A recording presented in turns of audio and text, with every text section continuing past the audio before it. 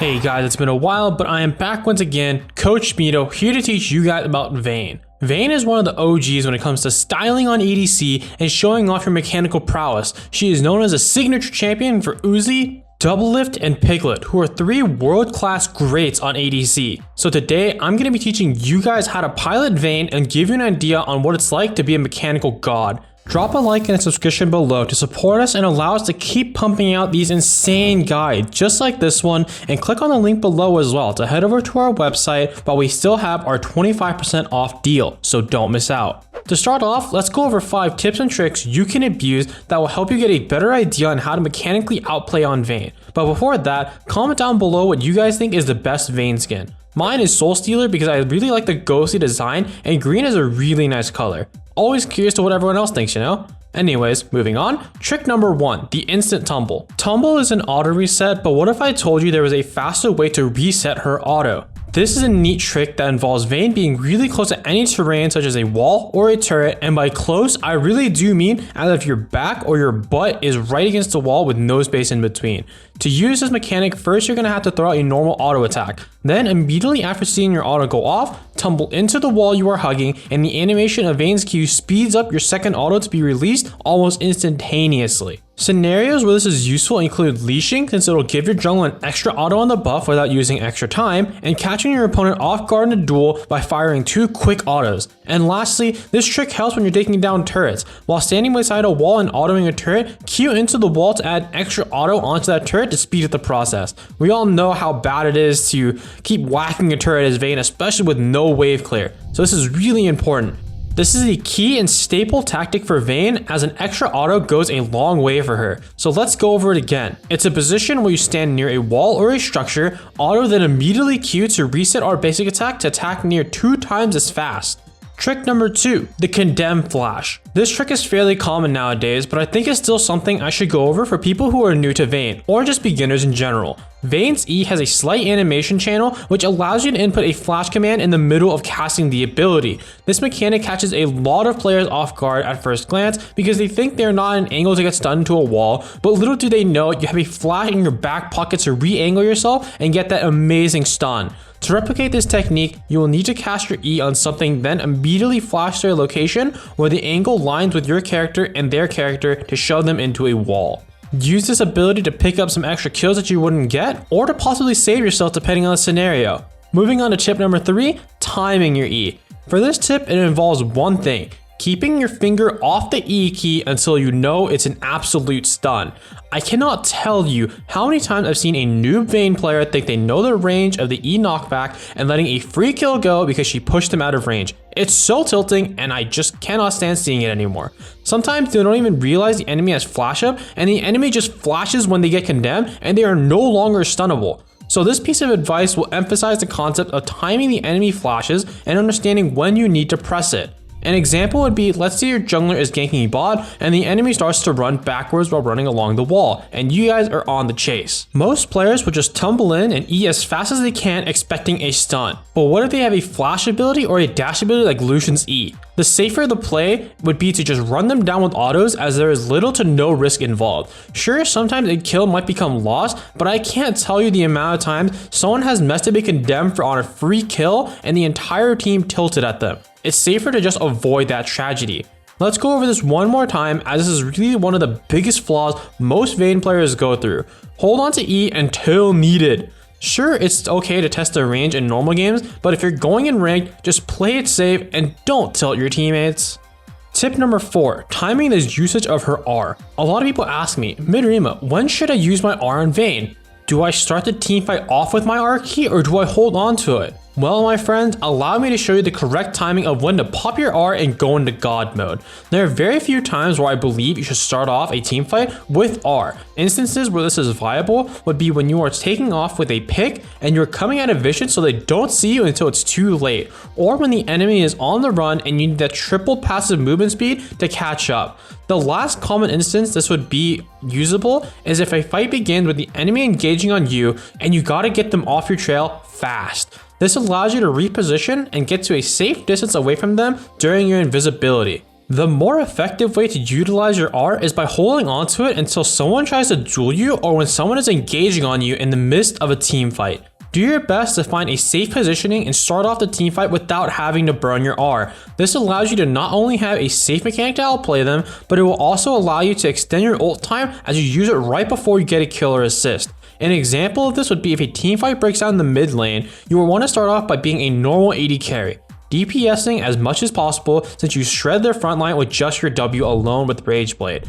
But suddenly, you notice they have a Rengar or Diana who is waiting on the side to jump you. The moment they leap in, if you survive the initial burst, you pop R key and then tumble. In that moment, they've lost vision of you and you have the upper hand to reposition, and if you're Faker, you'll find an angle to use your E and stun them up. Follow it up with a kill and suddenly you've assassinated the assassin. So remember, understand that your R is a very crucial ability that you cannot afford to waste. Start off with R if you need to chase enemies down or if you're leading off with the plan to pick someone. Hold on to R during a team fight until you absolutely must use it to turn around the fight. Trick number 5, the stealthy reposition. This trick is super simple, yet my god, so many Vayne players do not abuse this enough. You're gonna need your ult and your key for this trick and one unlucky summoner who isn't ready to catch these bolts. Let's put you in a scenario where you're about to 1v1 someone or you gotta juke them out and get out of there. What you're gonna need to do is you'll need to activate R, tumble in one direction, and walk to the other. Most Vayne players will always R, tumble, then instantly auto attack. This is so triggering and wrong because you are making the most out of her invisibility. The reason this trick works is because the enemy can see which direction you tumble to, but more likely than not, they will not expect you to pop back up in the same general direction you Q to. But if you Q one way and walk the other, you're basically faking them out and you'll make them really dizzy after doing this to them 3 times. If this is an extended fight, then switch it up. Q one way, walk the other the first 2 times, and on the 3rd Q, walk the same way you Q'd and stay in stealth as long as possible. They won't be able to catch on. So let's get onto this one more time. Q one way and walk the other, utilizing your stealth for as long as possible. Get this trick down and you'll leave your enemies tilted and dizzy. You're basically just crossing them up.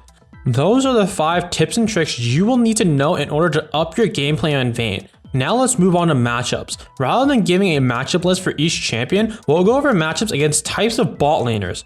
The first type will be the super ranged bot laners. These bot laners include Caitlyn, Ashe, and Jhin. These matchups are pretty hard for you to pop off against as they are very hard to survive against in lane. Any misstep results in you eating a few autos, which could be devastating. So to play these matchups, you have 2 methods to choose from: survive or fight to death. If you choose to go down the safe way, then your job is really simple. Sit under turret, miss a little CS, and then stay at high HP. Really boring, but if you're a man and you want to choose the manly way, then you're gonna need to do some top tier mechanics because this revolves around you and your support always looking for angles to trade and fight. The reason why this method is so good into far range champs is because Caitlyn or Jhin, the one thing they want to avoid is all ins. Since your job is to constantly poke in auto space and only all in once the enemy is low enough HP. Vayne is actually really strong when it comes to chasing down enemies, and this is what you have to abuse with your support in order to keep the lane volatile and winnable. At every chance you can try to proc your W on the AD or support, go ahead and do it, and don't forget to contest every CS with your Tumble auto. Keeping them at a low HP percentage will be favorable for you if you have plans to wipe them in an all-in sooner or later.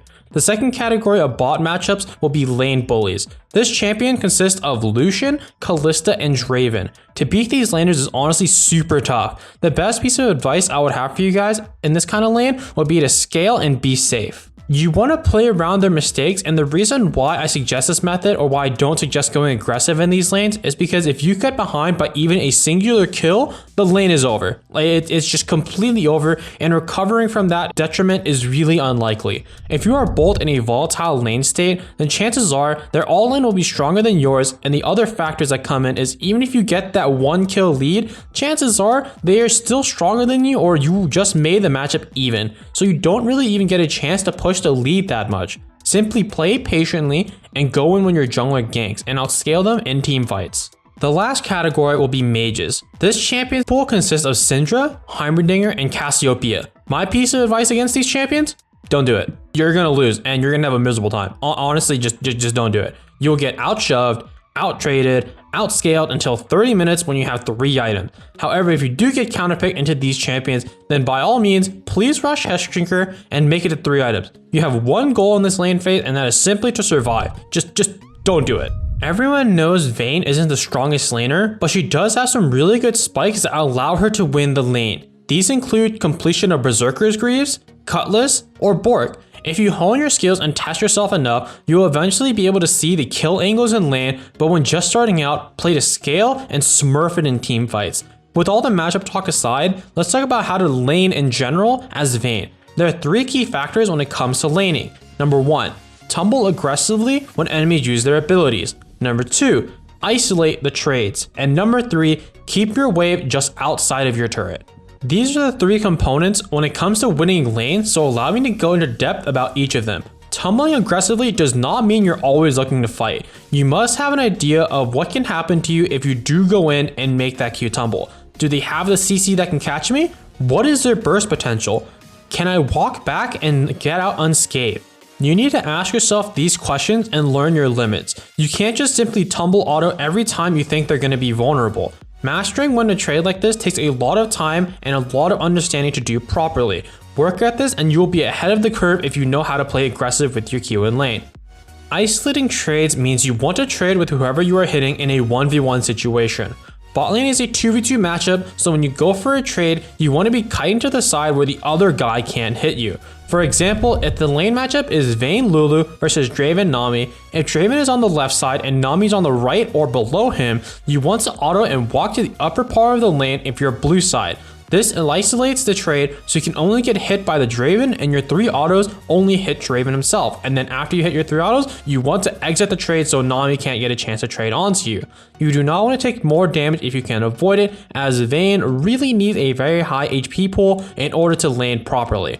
The last concept deals with wave manipulation. Your sweet spot as to where you'd like the creeps or minions to be around is right outside your turret. Not in turret range, but just right outside of it. This is because it gives you a safe area to farm from, the turret won't hit and mess up your last hitting, and if you get an all in, you can chase them immediately down the lane, giving you plenty of playroom. To set up a freeze, you want 4 more minions than the enemy does, and that allows the minions to permanently stay on that area of the lane for each new coming wave that interacts. Study our wave control guide on our site for a more detailed guide on wave manipulation. Lastly, we will be finally talking about runes and builds. For runes, I recommend starting off with PTA as it synergizes excellently with your silver bolts and you are a duelist, so PTA is the best keystone for you. Going down the list, pick up Triumph, Legend Alacrity, and Cut Down. For secondary, pick up Nimbus Cloak and Gathering Storm for a safety and scaling, or maybe trade out Gathering Storm for Celerity for that extra movement speed. The secondary tree you can actually go is Taste of Blood and Ravenous Hunter in the Domination. This setup means you're going to be playing really aggressively, so make sure you use the setup once you feel like you understand VAYNE at a very high level. The reason why is because if you're going to be playing this aggressively, you want to proc Taste of Blood a lot, which means you're going to be fighting a lot, you have to know your limits, and Ravenous Hunter means you're going to need those 5 stacks, so you're going to be running all around the map trying to kill everyone. But if you do think you understand VAYNE at that level, then by all means, I recommend it. It is really good. Moving on to builds, the first build is the on-hit build that is the standard setup for VAYNE now. This build consists of Blade of the Rune King, Berserker's Greaves, Ginsu's Rageblade, Phantom Dancer, Bloodthirster, and Death's Dance. Possible item swaps would consist of trading out Phantom Dancer for Wit's End if you're versus a lot of AP, or trading out Bloodthirster for Mercurial Scimitar if there's a lot of CC. And then at the end, if it gets to 6 items, you can trade out your boots for Trinity Force. The on-hit build is by far the most played build, as everything you itemize synergizes really well with your kit. Blade of the Rune King's build path provides early laning sustain, utility to engage or run someone down, and Rageblade's passive is a main component that synergizes beautifully with your silver bolts. Phantom Dancer's shield provides a lot of safety as you're a low-range hyper carry who prefers to get in there and make cool plays. While I know most players would decide to go IE following these 3 core items, I personally prefer to go Bloodthirster as I see no need to get extra crit nor rely on the IE's passive for bonus damage. Your damage alone from W and the items recommended should be more than enough. All you need now is survivability to dish that out. Hence why we are finishing this build off with Death's Dance. Death Dance also synergizes with your W and synergizes amazingly with Ravenous Hunter, making you healing almost illegal in some countries. Let's talk about when this build spikes. Your first big item spike will actually begin once you finish your Berserker's Graves, as your first item goal should be to rush tier 2 boots as soon as possible. This gives you the extra threat to run someone down if you have a good fight on your hands, and a 35% bonus attack speed is an early killer stat on you. The next spike will be when you finish Bilgewater Cutlass. Cutlass provides early lifesteal which you need, otherwise you can get easily poked out of lane and lose the ability to play the game before it even started. Completing Blade of the Ruined King is of course your next spike, as it will up your damage and your kill pressure by an immense amount. The range of the active gets a little bit bigger and you deal percent HP per auto. However, this is the point where the life gets really difficult. Getting to Rageblade is such a bad time since the cost is so high and one of the item components, Amplifying Tome, is completely irrelevant on you. But after you finish this item, you are practically full build. Every item after these 3 items are just a bonus. But that doesn't mean you should slack on deciding what to itemize. Never stop focusing, gamers. And that about wraps up all you will need to know on how to play Vayne as a beginner and an intermediate player. Once you get to an expert level, you're going to have to do a lot of paving your own way of what you want to do, as for at that point, you understand the champion well enough to play your own style, to build your own items, and I'd love to hear what you guys have started doing on Vayne if you guys come back to this video after a few games of playing Vayne and seeing how you do. Don't forget to leave a comment below if you liked what you heard today, or if you have any suggestions for what you want to see. Thanks for watching, guys, and please use the link below to take advantage of our 25% deal off on our website. Use the link below in the description and get your guides now. You will get so many more in-depth guides just like this one on so many other champions, all made by challenger players. So what are you doing? Like the video, subscribe, maybe drop a comment, and then head over there while we wait for you.